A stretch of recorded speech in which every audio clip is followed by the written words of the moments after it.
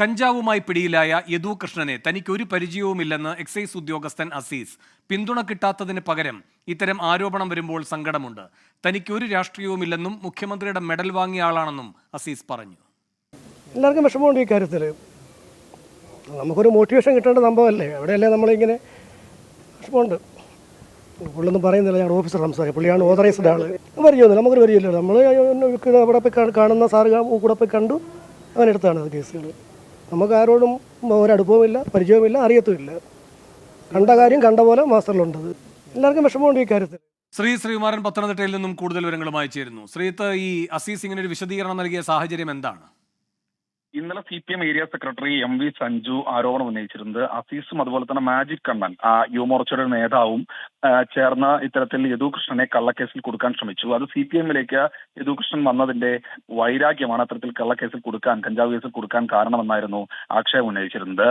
എന്തായാലും ഇത് പൂർണ്ണമായി തള്ളുകയാണ് അസീസ്.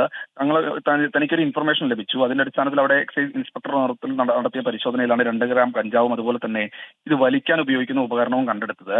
എന്തായാലും ഇക്കാര്യത്തിൽ തനിക്ക് ഒരു മോട്ടിവേഷനാണ് ലഭിക്കേണ്ടത്, അല്ലെങ്കിൽ തനിക്ക് ഒരു ആശംസയാണ് ലഭിക്കേണ്ടത്. ലഭിച്ചത് ഇത്തരത്തിലുള്ള ആരോപണം മാത്രമാണ്. എന്തായാലും ഈ വിഷയത്തിൽ വലിയ വിഷമമുണ്ട്. 23 വർഷമായി താൻ പ്രവർത്തിക്കുന്നു. താൻ മുഖ്യമന്ത്രിയുടെ മെഡലടക്കം വാങ്ങിയ എക്സൈസ് ഉദ്യോഗസ്ഥനാണെന്ന് എക്സൈസ് പ്രിവന്റീവ് ഓഫീസറായ അസീസ് പറയുന്നുണ്ട്. എന്തായാലും ഇക്കാര്യത്തിൽ ഒരു റിപ്പോർട്ട് ഉന്നത ഉദ്യോഗസ്ഥർക്കും അതുപോലെ തന്നെ എക്സൈസ് മന്ത്രിക്കും നൽകിയിട്ടുണ്ട്. 2 ഗ്രാം കഞ്ചാവ് മാത്രമല്ല, അത് വലിക്കാൻ ഉപയോഗിക്കുന്ന ഉപകരണവും ഈ സംഘത്തിന്റെ കയ്യിൽ നിന്ന് പിടിച്ചെടുത്തിട്ടുണ്ട്, യദുകൃഷ്ണന്റെ കയ്യിൽ നിന്ന് പിടിച്ചെടുത്തിട്ടുണ്ട്. അതുമായി ബന്ധപ്പെട്ട കേസാണ് ചാർജ് ചെയ്തത്.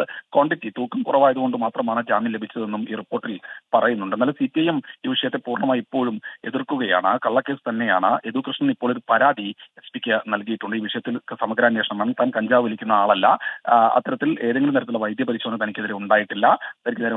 അതുകൊണ്ട് കൃത്യമായ രീതിയിലുള്ള ഗൂഢാലോചനയാണ്. CPM-ൽ BJP വിട്ട് CPM-ൽ എത്തിയ വൈരാഗ്യം മൂലം തന്നെ കള്ളക്കേസിൽ കൊടുക്കാൻ ശ്രമിച്ചു എന്ന ആക്ഷേപമാണ് ആ യുവാവ് ഉയർത്തുന്നത്.